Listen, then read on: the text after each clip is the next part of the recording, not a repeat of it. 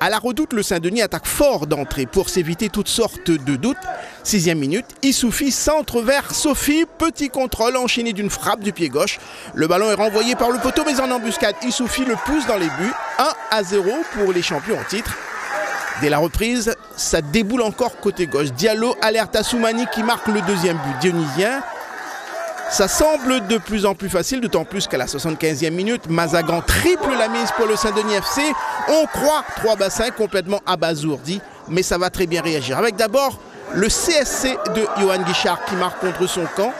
Ça donne du peps aux 3 Bassinois qui, à la 86e minute, recollent à 3-2 grâce au capitaine Lagourde et au courage des Rouges. On insiste beaucoup sur l'état d'esprit, sur le mental. Et là, on a vu que sur la fin, sur les 20 dernières minutes, on pouvait vraiment les mettre en difficulté.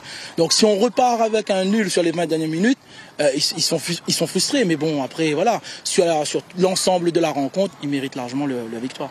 Le Saint-Denis FC joue à se faire peur, tout près de concéder un 3e but à la fin, mais le champion s'en sort bien.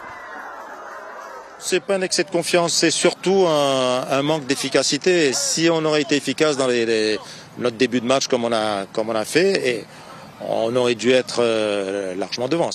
24 buts ont été inscrits en tout, la palme de l'offensive à l'Excelsior, vainqueur 5-0 de la Capricorne.